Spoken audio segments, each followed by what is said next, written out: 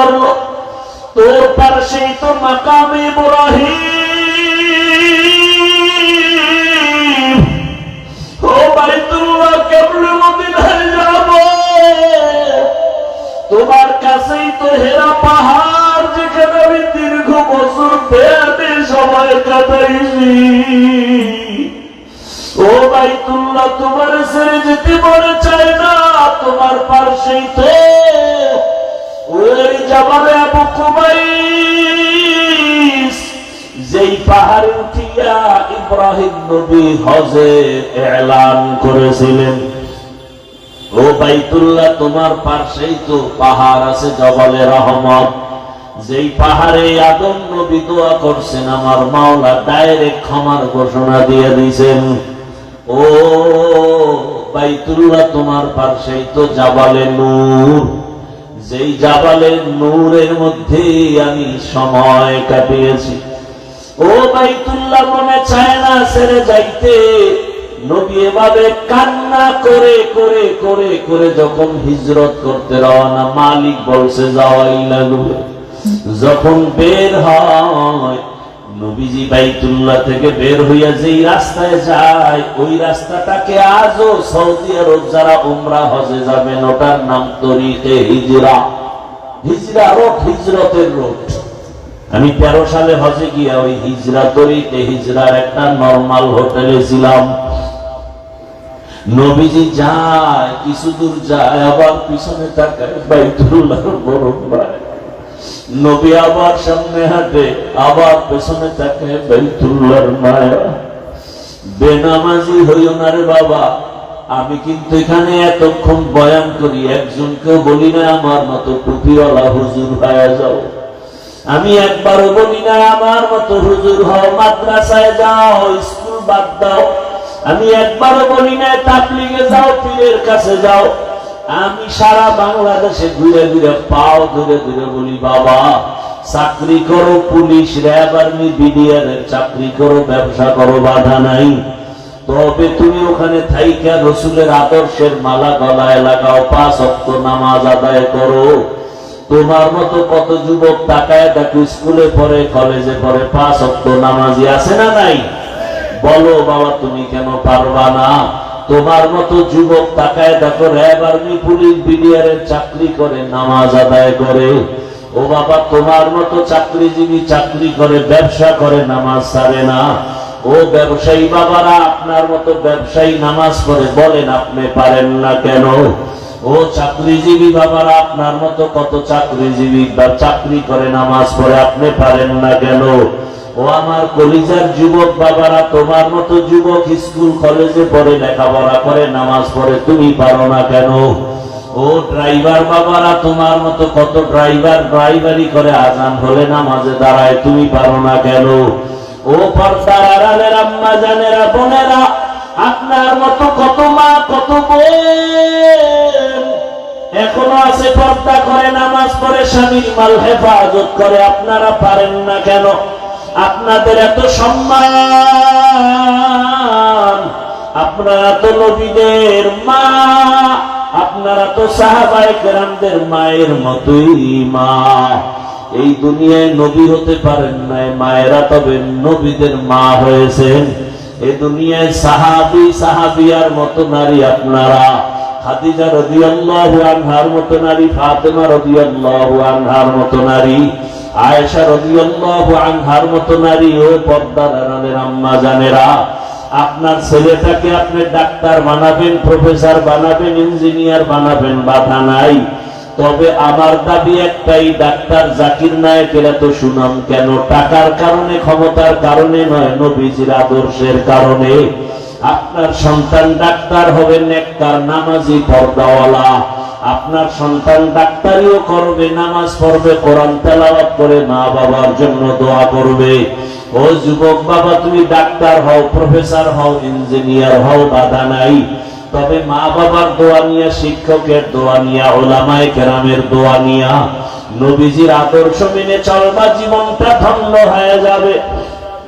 ওই বাইতুল্লাহ দিকে আগাইতে থাকো, আজকে তো তুমি চোখ বন্ধ অন্ধের মতো সেজদা দাও, বাইতুল্লাহ সামনে নাই। যেদিন বাইতুল্লাহর সামনে গিয়ে একটা সেজদা দিবা, মনে হয় যেন তোমার জীবনের শ্রেষ্ঠ সেজদা হবে। আজকে তুমি নামাজে দাঁড়াও, বাইতুল্লাহ সামনে দেখো না। আল্লাহ যদি কবুল করেন বাইতুল্লাহ সামনে নিয়ে যেদিন নামাজে দাঁড়াইবা, দেখবা আজকে নামাজে দাঁড়াইলে মন বসে না, সেদিন চোখ থেকে পানি পড়া শুরু হয়ে যাবে। এত কান্না, এত কান্না। ওই বাইতুল্লাহ বড় দামি। আল্লাহ পাক রব্বুল আলামিন ওই নবীকে বিজয়ের বেশে আবার বাইতুল্লাহে ফিরাইয়া দিলেন। ওই বাইতুল্লাহ বড় দামি ঘর। ওই বাইতুল্লাহ জিয়ারতের জন্য হাজিরা দৌড়াচ্ছে। কিছুদিন পরেই যখন শুরু হয়ে যাবে, হাজী সাহেবরা হজ করতে যাবে, আরাফার ময়দানে যাবে। আরে 24টা ঘন্টাই কান্না করে লাব্বাইকের আওয়াজ দেয়। নবী বলেন, যারা তোমরা হজে যাইতে এখনো পারো নাই, ওই হাজীদের নমুনা নিজের মধ্যে ঢুকাও। আল্লাহ চায় হাজী সাহেবরা যখন হজের মাস শুরু হয়ে যাবে 1 তারিখ, ওই হাজী সাহেবরা নখ কাটবে না, চুল কাটবে না। আল্লাহর আইন হয়ে গেছে।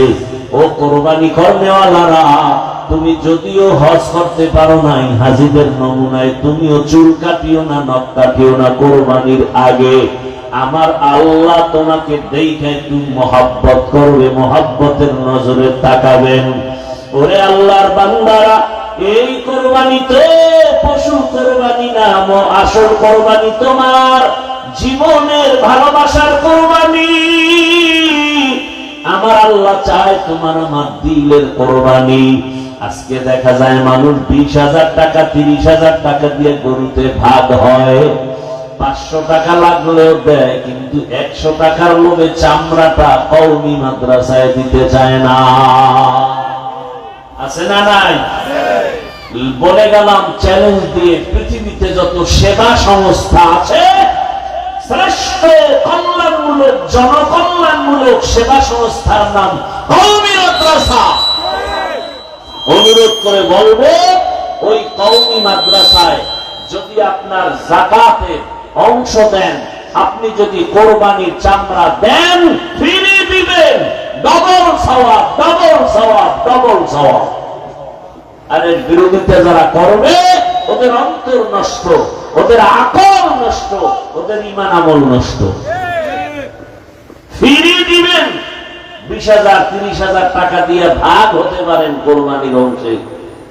200-100 টাকা ছেড়ে চামড়াটা আল্লাহর রাস্তে দিবেন।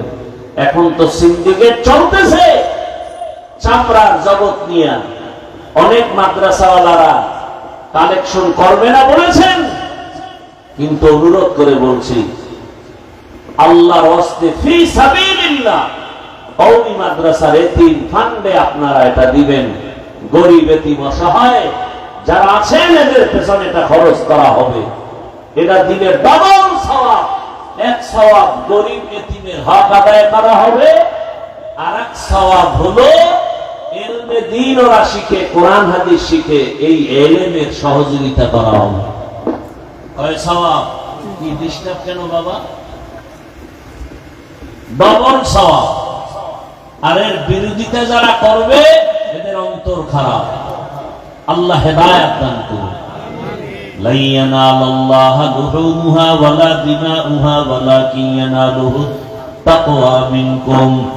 ও পর্দার আড়ালের আম্মা জানেরা, বোনেরা, ও যুবক, অনুরোধ করে বলছি, জীবনে তো গুনাহ কম করো নাই, মনে চাইছে নামাজ পড়বা না, পড়ো নাই, মনে চাইছে দাড়ি রাখবা না, রাখো নাই, মনে চাইছে পার্কে যাবা, দৌড়ায় গেছো, মনে চাইছে মোবাইলে সারা রাত গুনাহ করো গেছো, মনে চাইছে নাচ গান করবা, দেখবা, করেছো আর দেখেছো। এখনো কি তোমার অন্তরের আশা পূরণ হয় নাই? তওবা কি করবা না? মরণের ভয় কি নাই রে যুবক?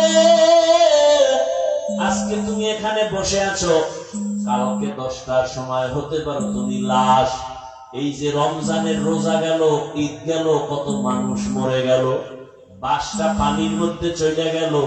একটা বাচ্চা সাঁতার খাইতে এসে বলে, আমার আম্মু পানিতে আটকা আছে, তাড়াতাড়ি আমার আম্মুকে বাসের থেকে নিয়ে এসে বাঁচাও। আবার এক মহিলা সাঁতার খাইতে এসে বলে, আমার বাচ্চা আর বাসের মধ্যে আটকানো, আমার বাচ্চাটাকে বাঁচাও। এইভাবে চোখের সামনে দিন দিন দিন দিন বিদায়, এমন কোন দিন নাই, লাশ নাই। কয়দিন আর বাঁচবা? কই চাকরিজীবী, কই বাড়িওয়ালা? বাড়ি পড়ে আছে, বাড়িওয়ালা নাই। চাকরির জায়গা ঠিকই, চাকরি চলতেছে, কিন্তু আগের লোকটা নাই। এইভাবে একদিন বিদায় হতে হবে। আগামীকাল যদি আল্লাহ ডাক দিয়ে আজরাইলের পাঠায় দেয়, ঘুমের ভেতরে ওর জানটা নিয়ে যা। সকাল 10টা 11টায় আম্মু জানাইছে যখন ডাকবে, দেখবে ঘরের মধ্যে বাচ্চার সন্তানের জবানে কোনো আওয়াজ নাই। প্রতিদিন 2 ডাক দিলে সারা দেয়, আজকে এত ডাকি সারা দেয় না কেন? দরজা খুলে মা সন্তানের হাত, বডির মধ্যে হাতটা টাচ করে দেখে পুরো শক্ত, বরফের মতো ঠান্ডা। মা পাগলের মতো হয়ে চিৎকার দিয়া বলবে, খবর হয়ে গেছে, আমার ছেলেটার দুনিয়া